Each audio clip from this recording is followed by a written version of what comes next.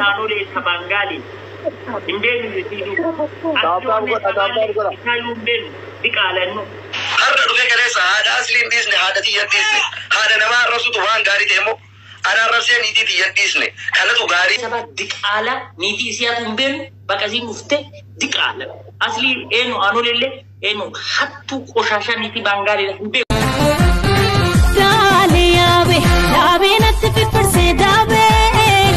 Sheedosh kodi bile dabe kalbina hatina hin dabe komme abir bursa ko komme atakicha ko komme si jalali fa komme malo si jalali fa komme gaafa inni gadi ba'ee maatii nama isinirratti nulfaatu namni tokko waggaa 3 arrabsamaa yoo ta'u sira ummanni tiktokii kun sammuu akkamii qabdan isinitti dhagamu namni tokko an wagala masadi bar namni turin afaan narratti laaqatin injiru bar namni afaan oromooti fi afaan arabaan narratti baratin injiru bar sodaasni fakkaate najisni akkana guyyoo gadi baati afaan ufii namarratti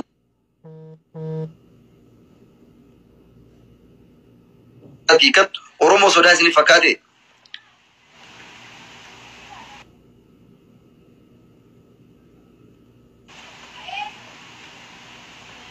sodaasni fakkaate waan dubbatu hin dandeenye way isni fakkaate moo nama haasaan beeyne isni fakkaate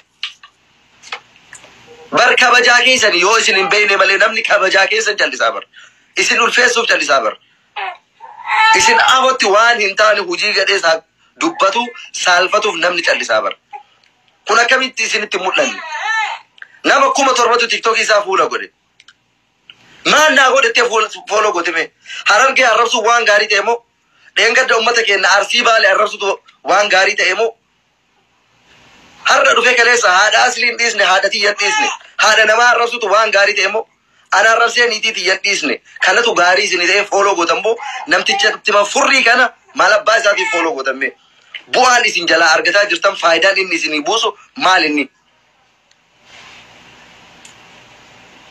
maali bu'aan inni isinii buusaa jiru kanaaf warroonni kaleessa jala teettanii waliin afaan banaa turtan bilan dhiisin kakadhee waadaa isinii gala guyyaa irraa ajandaa isa godhadha guyyaa irraa gad garagalchee isa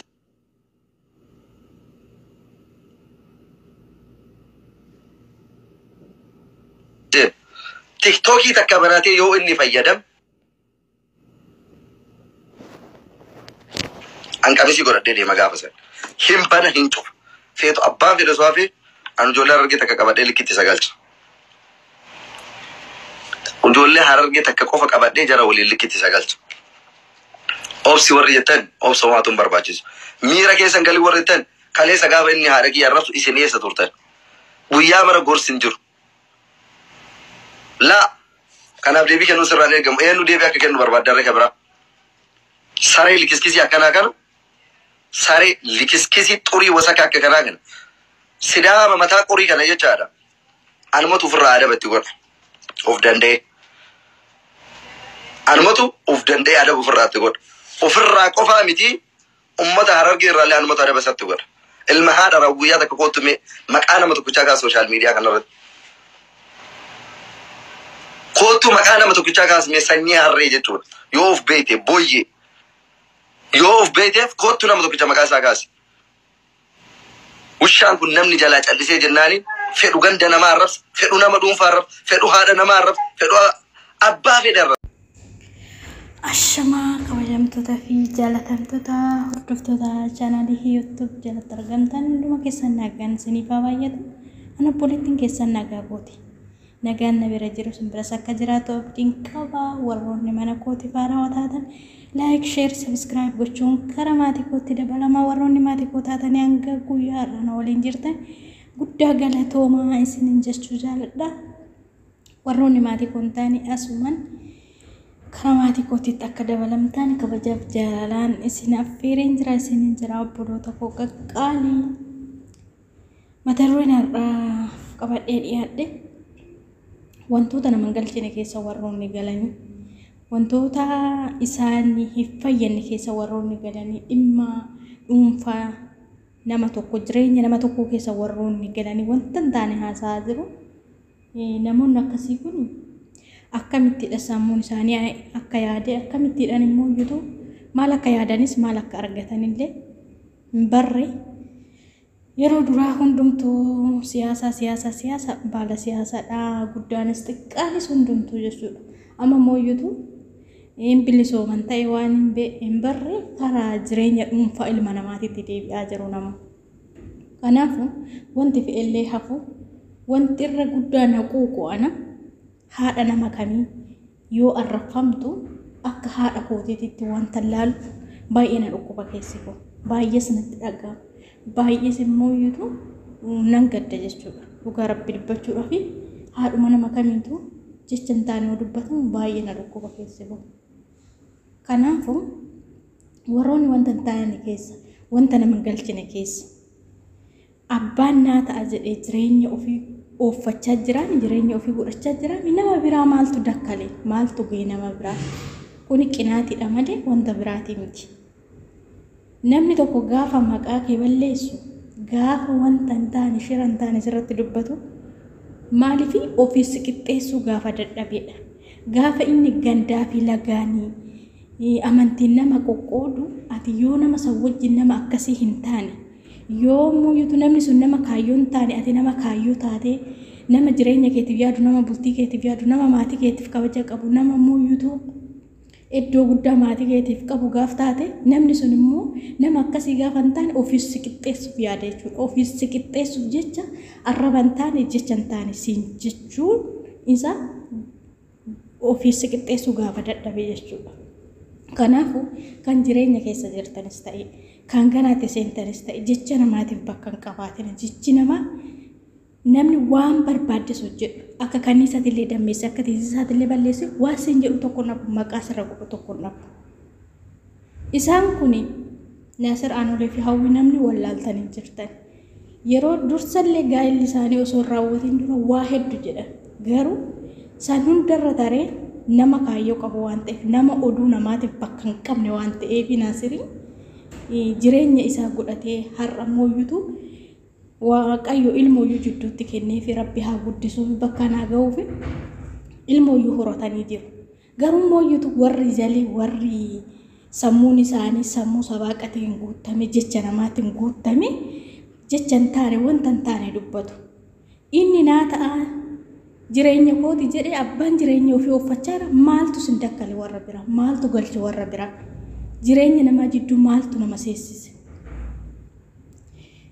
Naasir Aanulee jechuun ani dhugaa isallee hin beeku garuu kanan argis miidiyuma kanarratti maaliif dhugaadhaa fi haati nama arrafamuutu na dubbisaa jiraana. Dhiira gaafa xiiqi jechuun nama akka kanaati. Maaliif wanta gizee sanillee osoo wanta hunda haasaa namaa saniif bakka hin kennine jecha namaa saniif bakka hin kennine anaa fi haadha manaati malee siifi miti jedhee jireenya ofiitti seenee. Garuu dhiirri tokko immoo jira akka sabaaqa namaatiif jecha namaatiif bakka qabaate jireenya itti seene san irraa duubatti deebi'u jireenya keessa jiru sabaaqa namaatiif jecha namaatiif mooyyuutu dubbii garaagaraa darbatamuuf jedhee kaaga lubbuu namaa baasuu irra ga'u ni argitanii wanta haasa'amaa jiru jechuudha. Garuu inni nama akkasiiti miti nama kaayyoo qabu nama mooyyuutu jireenya ofiitiifis yaadu nama maatii ofiitiifis kabaja qabu nama haadha manaa ofiitiifis iddoo guddaa qabu. Namni garuu maatii ofiiti kabaja hin qabne namni haadha manaa ofiiti bakka hin qabne namni obboleettii ofiiti bakka hin qabne namni obboleessa ofiiti bakka hin qabne gadi ba'ee haadha namaa haadha gaafa haadha nama tokko arrabsitu ati kan nama saniin arrabsite kan eenyutu arrabsite seeta keeti haadha keeti arrabsite haati kee immoo arrabfamuu qabu. Ana akka waan tokkootti hammeenya haadha tokko gaafa dubbatan keessa kiyya na dhukkuba. Dhugaa keessa kiyya tokko badaa na dhukkuba jechuudha. Jechi namni sun dubbate ani isa sanis hin beeku garuu jechi inni dubbate baay'ee waan namatti dhagahamuu fi baay'ee waan nama aarsulleedha.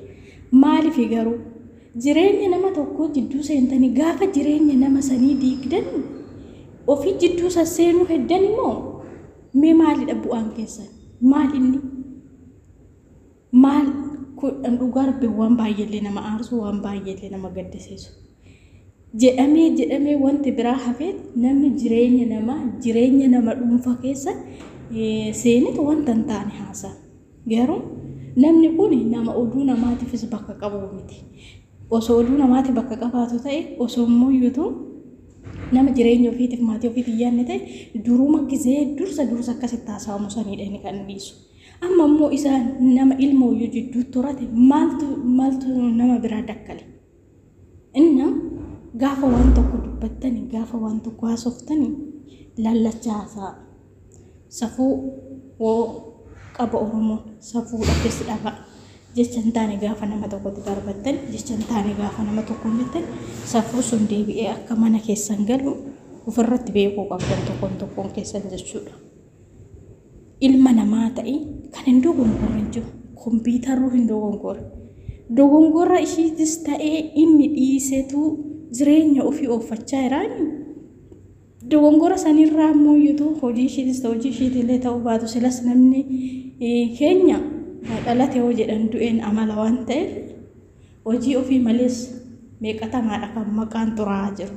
Garuu nama sammuun isaa sammuu haasaa namaatii fi haasaa sabaaqa namaatiin nama guutame yoo ta'e malee namni oduu namaatii fi ni miti kan jireenya godhatu. Ati diigi jettee fi miti kan diigu, ati ijaari jettee fi miti kan ijaaru. Eenyumtuu jireenya mataa ofii of beeka. Eenyumtuu immoo yoo maaliif akka jiraatuu fi maal akka hojjechaa jiru bareechaa of beeka hundu. Kanaaf warri wanta galle keessa sin galchu. Keessafuu waa'ee jireenya ilma namaa keessa jireenya dhuunfaa keessa warri galtanii wanta hin taane laayixanii as deebitanii immoo yoo maatiin namaa hin hafu.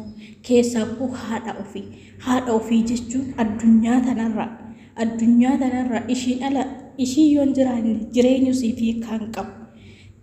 Haati kee gaafa jiraanne jiruun addunyaa tanaatu siif dukkana. Kanaafuu warri haadha namaa xiqqeessitan dhugaa dhaabadhaati of ilaala. Wanti nama tokko ga'u hin jiru, wanti nama tokko illee dhibe tokko hin jiru. Abbaan naa ta'a jedhee aga jireenya ofii uffate maaltu nama biraa galche?